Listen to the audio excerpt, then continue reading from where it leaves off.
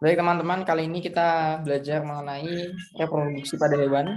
Pada pertemuan sebelumnya, kita sudah belajar mengenai reproduksi pada hewan. Cuma pertemuan kali ini kita akan tekankan pada latihan soal. Seperti itu. Kita langsung mulai saja. Ada sekitar 18 soal yang bisa kita bahas nantinya. Kita langsung saja. Mungkin Taufik bisa membaca soalnya. Satu, individu baru yang terbentuk pada reproduksi generatif hewan terbentuk melalui proses fertilisasi. Ya, benar sekali.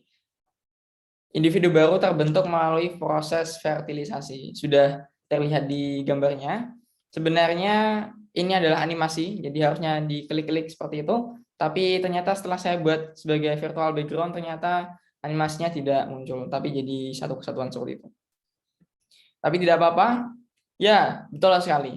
Dalam membentuk suatu keturunan secara generatif, maka harus melalui proses fertilisasi atau proses pembuahan. Kalau fragmentasi apa? Taufik ingat? Pembelahan. Fragmentasi ya, pembelahan. Kalau hibernasi apa? Tahu? Ini kayak tidur di waktu yang dingin buat menyimpan energi. Ya, betul sekali. Sangat tepat sekali. Ya, benar. Walaupun tidak ada hubungannya ya, tapi untuk mengecoh saja, kalau adaptasi semuanya pasti sudah tahu. Hibernasi biasanya untuk hewan-hewan yang ya seperti yang dijelaskan Taufik, betul sekali, untuk menyimpan energi bisa agar dia tidak kedinginan. Nah, kan biasanya hibernasi itu untuk beristirahat pada musim dingin. Ada kebalikannya dari hibernasi. Sebentar saya carikan dulu ya. Kebalikan dari hibernasi.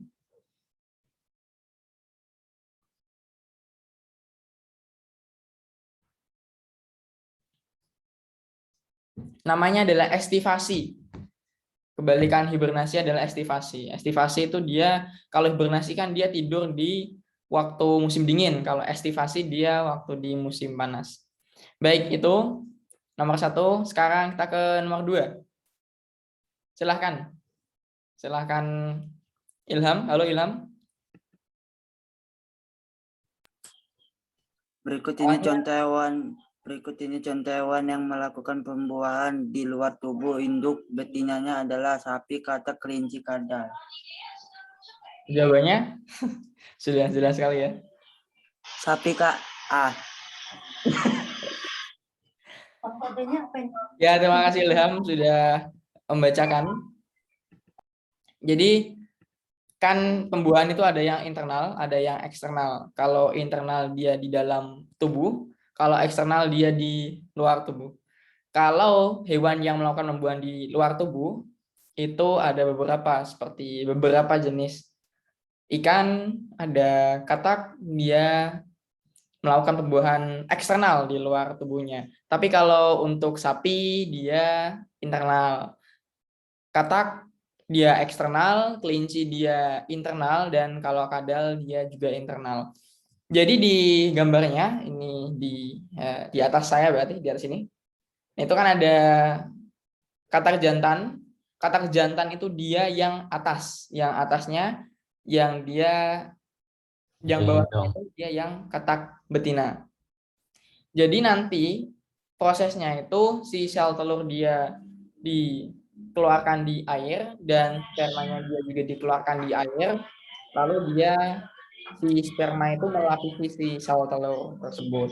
Makanya dia dinamakan pembuahan eksternal itu dia seperti itu. Jadi dia tidak berlangsung di dalam tubuh, tapi dia berlangsung di luar tubuh. Kalau dalam kasus si katak ini, dia pembuahannya terjadi di air. Baik, terima kasih Ilham. Kita menuju ke soal yang selanjutnya. Silahkan Zaki. Halo Zaki. Halo Kak. Ya, silahkan dibaca. Perkembangbiakan hewan yang dilakukan dengan cara bertelur disebut Apa namanya? Apa? Apa namanya? Jawabannya apa tadi, Zaki? Vivipar. Oh, Oh Vipar. ya, baik. Terima kasih Zaki sudah membantu membaca. Kalau vivipar itu dia melahirkan. Kalau ovipar, dia kan O ya. Ovipar itu dia bertelur. Kalau ovovivipar dia bertelur terus melahirkan. Maksudnya ovovivipar itu dia bertelurnya di dalam tubuhnya, tapi nanti dia dikeluarkan dalam bentuk bayi hewannya. Kalau ditanyakan perkembangan hewan yang dilakukan dengan cara bertelur berarti ya namanya adalah ovipar. Seperti itu. Gitu ya Zaki ya? Ya, Kak. Ya, terima kasih. Kita menuju ke soal yang selanjutnya. Kembali lagi ke Taufik. Silahkan Taufik. Anak ayam tumbuh di dalam telur selama 21 hari sebelum menetas. Sedangkan makanan anak ayam sebelum menetas adalah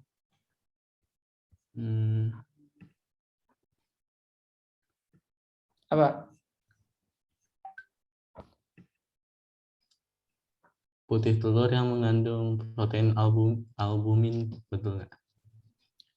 Ya, terima kasih Taufik.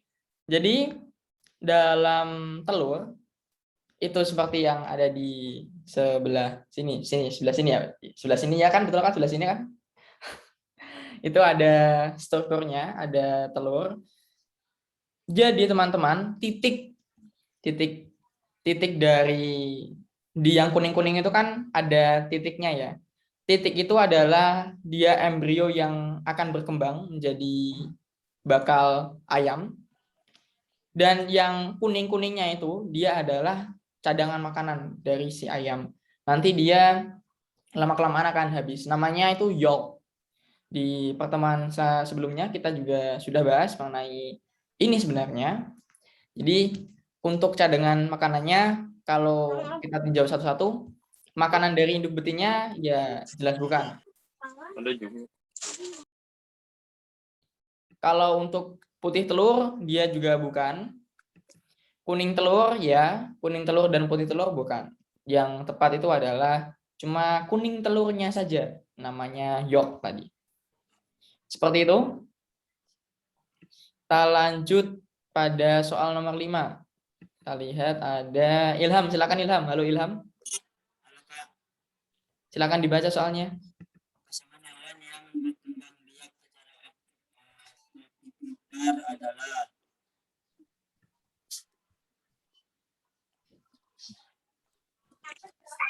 Pasangan hewan yang berkembang secara ovovivipar adalah Apa jawabannya Lukman?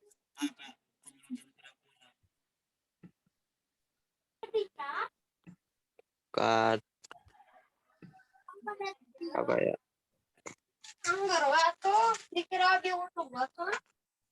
Penyu dan kura-kura. Oke, terima kasih Lukman. Jadi yang kita bahas sebelumnya ovipar adalah O kan bentuknya seperti telur ya. Berarti ovipar itu dia bertelur. Kalau vivipar dia itu beranak. Dia itu melahirkan. Kalau ovovivipar dia gabungan dari keduanya. Dia bertelur terlebih dahulu, dia bertelur di dalam tubuhnya, terus dikeluarkan dalam bentuk bayi hewan tersebut. Kalau penyu dia itu bertelur. Penyu dan kura-kura itu dia bertelur. Jadi dia mengeluarkan bakal bayinya dalam bentuk telur. Kalau penyu dia biasanya di pesisir pantai. Dia sebelum ingin bertelur dia akan ke pesisir pantai, dia akan menggali pasir di pinggir pantai tentu saja, terus diletakkanlah telur itu di pantai dan biasanya telurnya sayangnya itu dikonsumsi. Ada oknum-oknum yang kurang bertanggung jawab dan itu mengganggu kelestarian dari si penyu. Kalau kuda jelas sekali bahwa kuda dan sapi dia melahirkan, dia termasuk vivipar. Kalau kucing dia melahirkan vivipar. Kalau ular dia itu bisa ovipar atau ovovivipar. Yang paling tepat adalah kadal dan ikan hiu. Jadi mekanismenya teman-teman, di dalam perutnya ini, di dalam perut hewan yang ovovivipar, itu telurnya di dalam, terus dia menetas di dalam, terus bakal hewannya bukan berkembang biak, dia tumbuh di dalam dulu. Terus setelah beberapa saat baru dia dikeluarkan dalam bentuk bayi. Yang biasanya contohnya yang biasa disebut di buku-buku adalah ikan hiu. Ikan hiu, kadal, beberapa jenis ular. Sebenarnya tidak semua kadal atau tidak semua ular. Dan juga tidak semua hiu. Tapi beberapa bagian ada hewan yang seperti itu. Juga ada ikan seperti ini, ikan. Jadi bentuknya seperti itu. Nanti dia dikeluarkan dalam bentuk bayi ikan kalau contoh gambar yang ini. Baik, terima kasih Lukman.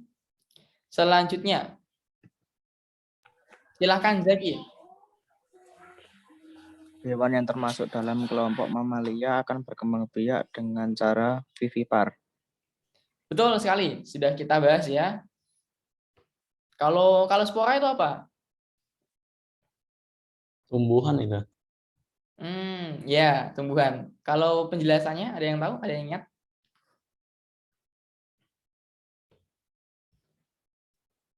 Ada yang ingat teman-teman?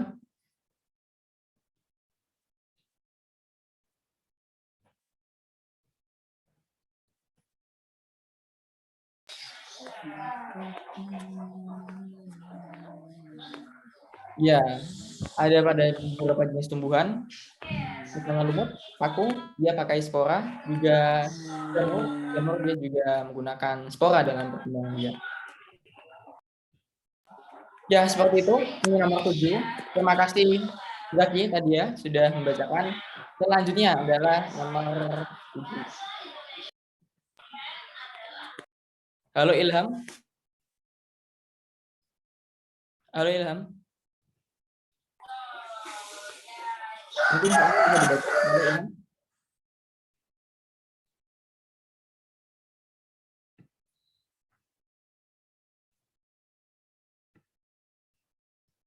Ilham.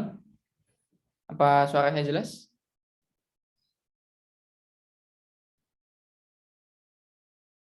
Oke. Silahkan Taufik Nur Hidayat. Gonad adalah istilah organ reproduksi yang dimiliki oleh ikan. Ya, sangat jelas sekali karena ada gambarnya.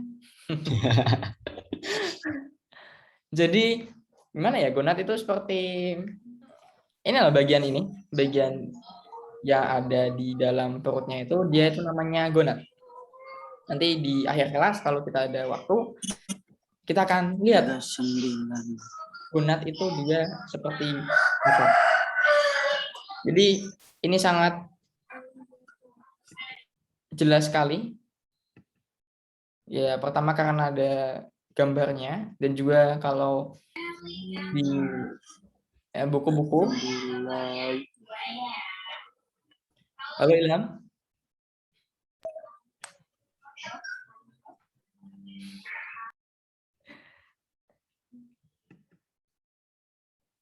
Ya, jadi kalau nanti ada soal lagi, gonad itu adalah di organ reproduksi yang dimiliki hewan apa, nanti teman-teman bisa jawab bahwa itu dimiliki oleh hewan ikan.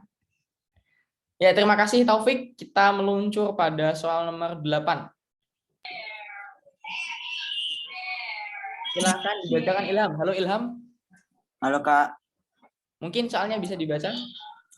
peristiwa masuknya alat kelamin jantan ke alat kelamin betina reptil disebut dengan apa? ejakulasi. Yang B. Ya, terima kasih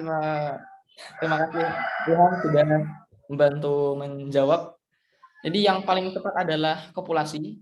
Jadi kopulasi adalah masuknya alat kelamin jantan ke alat kelamin betina. Kopulasi itu pembuahan kalau bahasa umumnya, yang lebih umum. Kalau ejakulasi adalah namanya itu istilahnya keluarnya sperma dari alat kelamin jantan. Kalau ekskresi dia itu proses pengeluaran zat-zat yang tidak diperlukan oleh tubuh.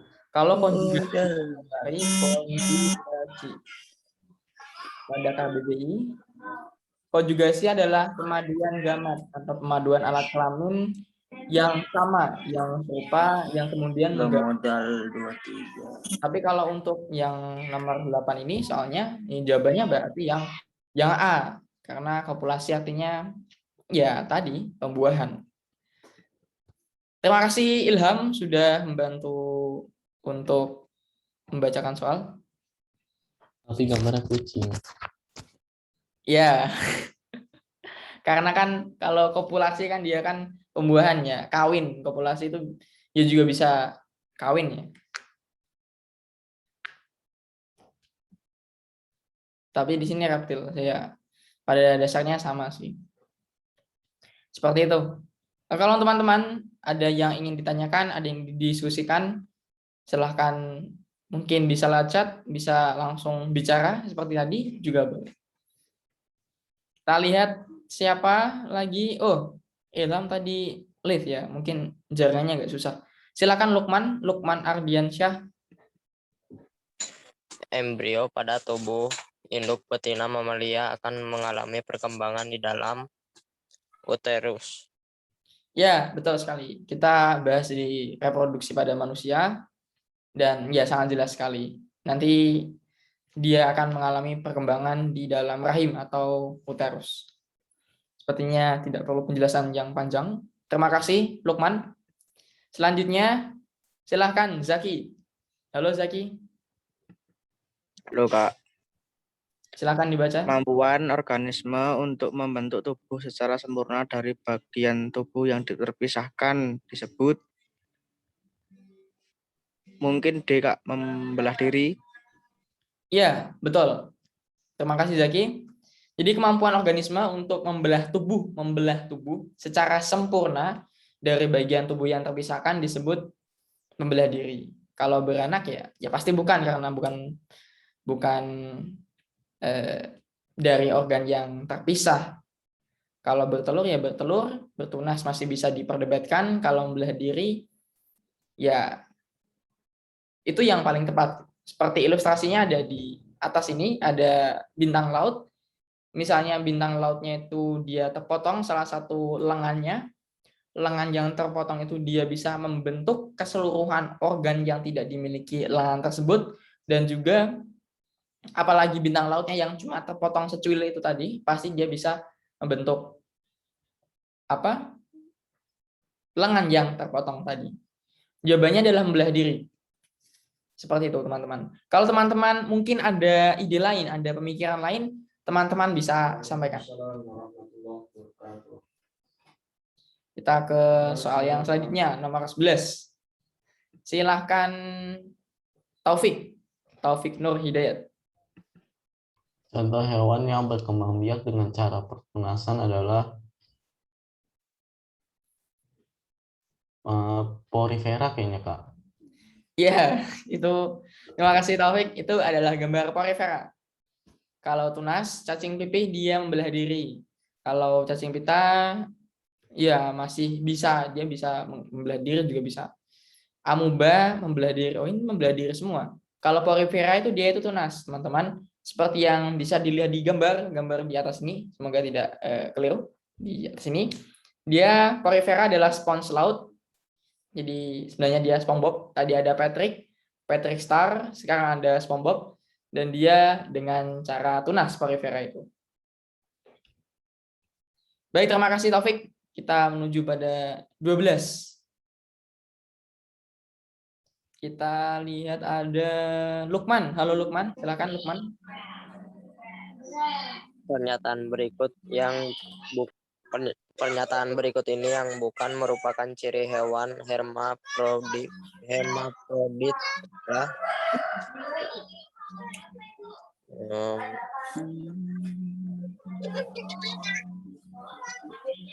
Apa kira-kira jawabannya apa?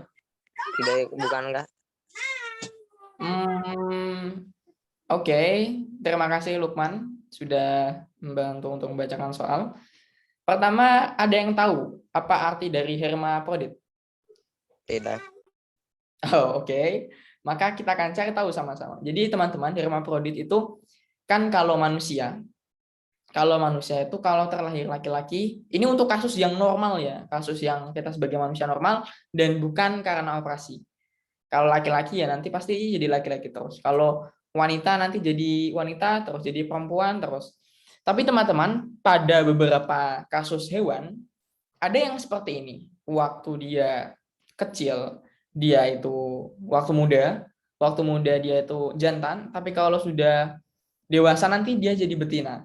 Itu namanya hermafrodit. Jadi dalam satu hewan dia bisa menjadi jantan maupun betina. Untuk ciri-cirinya kita tinjau pertama dari A, memiliki 2 macam alat kelamin. Ya, dia memiliki 2 macam alat kelamin. Yang karena jantan dan betina ya, tapi tidak dalam satu waktu. Fertilisasinya melibatkan individu lain. Ya, walaupun dia memiliki 2 jenis kelamin, 2 macam alat kelamin, tapi tidak dalam waktu yang bersamaan, teman-teman.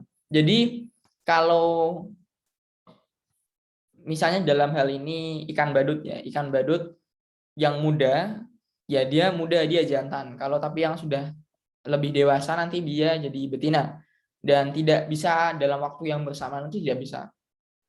Yang C, dapat melakukan perkawinan sendiri. Tidak, teman-teman.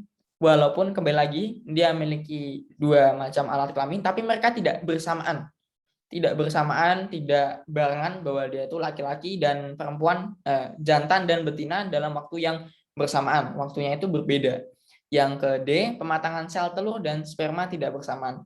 Betul, karena ya seperti tadi, dia itu jangka waktunya untuk jantan dan jangka waktunya untuk betina itu beda.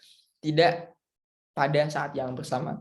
Jadi yang paling tepat adalah C, dia dapat melakukan perkawinan sendiri. Ini kan soalnya yang bukan. Pernyataan berikut yang bukan merupakan ciri hewan hermafrodit adalah jadi A, B, D itu dia adalah ciri-ciri hewan hermafrodit, yang bukan adalah yang C karena dia tetap memerlukan individu lain untuk melakukan fertilisasi. Ya, terima kasih Lukman. Selanjutnya, silahkan Zaki. Perkembangbiakan vegetatif ubur-ubur dengan cara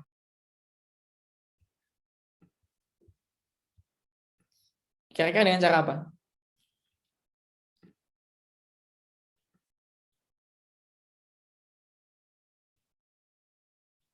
Halo? Apa kira-kira Zaki?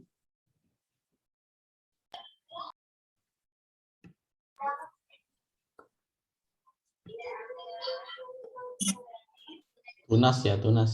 Apa salah? Tunas. Ya benar. Terima kasih tadi Taufik ya. Ya, terima kasih Taufik.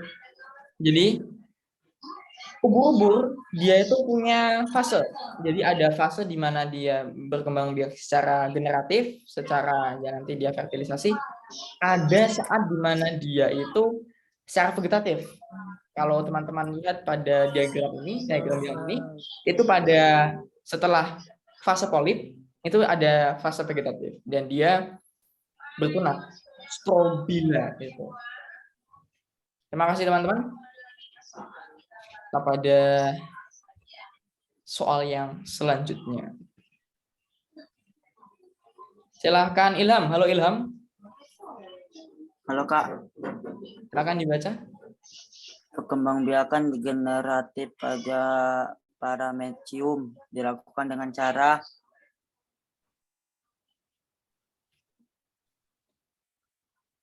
Ayo, gimana? Silahkan Ilham. yang konjugasi.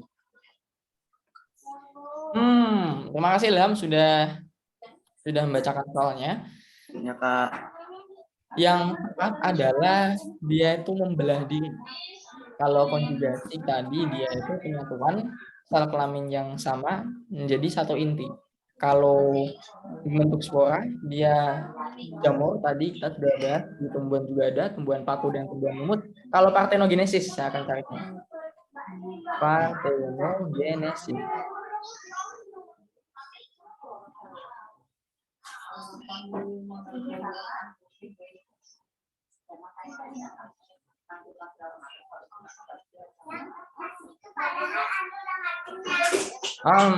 Jadi partenogenesis adalah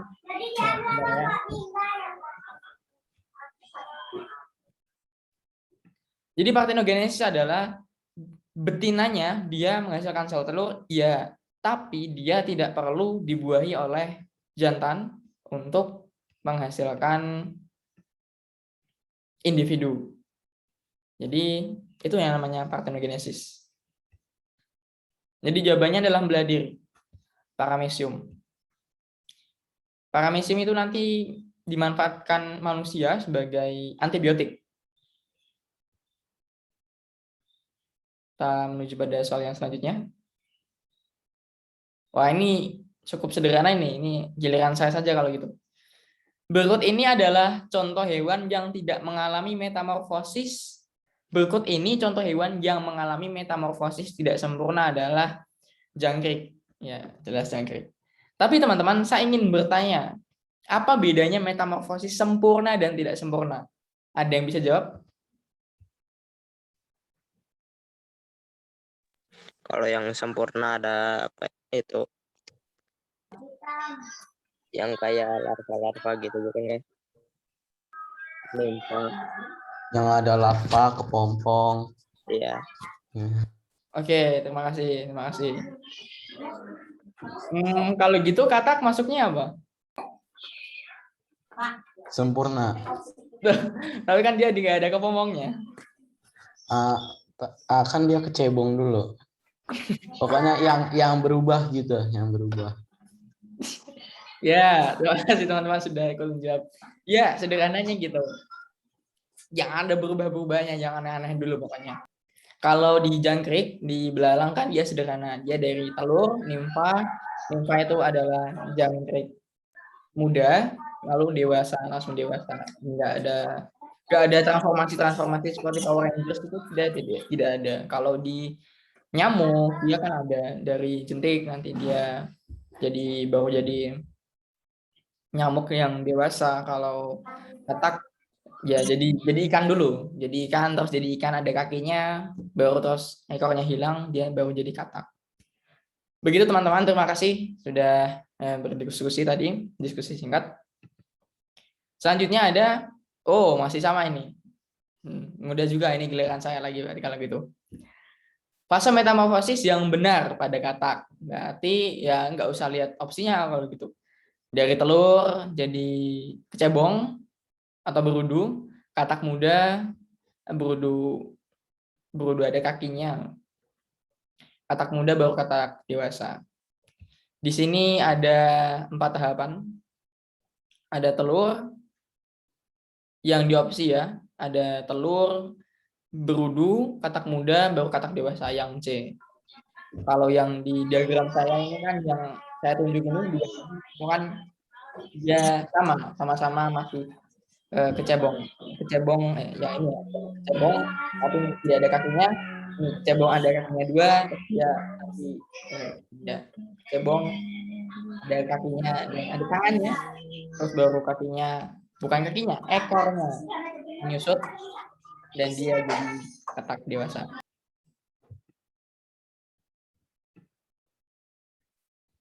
Selanjutnya,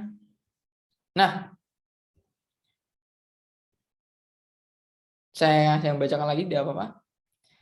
Pergiliran keturunan yang melibatkan 2 fase sekaligus, yaitu gametofit dan fase sporofit disebut dengan tadi. Kalau yang ubur-ubur itu namanya metagenesis, teman-teman.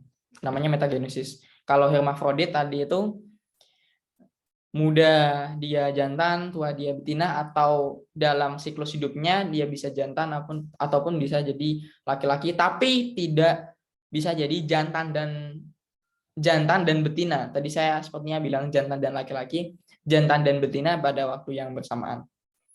Kalau metamorfosis berubah, konjugasi tadi kita sudah bahas. Yang benar adalah pada nomor 17 adalah metagenesis.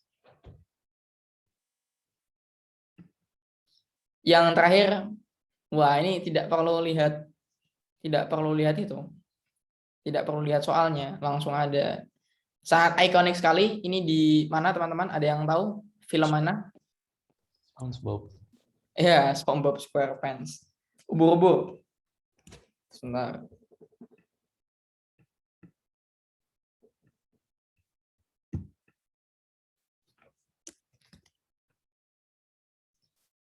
Contoh hewan yang mengalami siklus metagenesis, tadi kita sudah bahas metagenesis itu apa. Ya, dia ubur-ubur. Dan teman-teman tahu tidak bahwa ubur-ubur itu dia bisa jadi muda kembali? Saya tuh tahunya dulu di on the spot. Di on the spot, dia bilang kalau ubur-ubur itu dia bisa muda kembali. Regen. Ya, dia regenerasi. Dia itu bisa jadi muda terus dia gitu terus, makanya dia hidupnya bisa lama, keren sekali. Sebenarnya itu untuk materi hari ini. Saya stop recordingnya.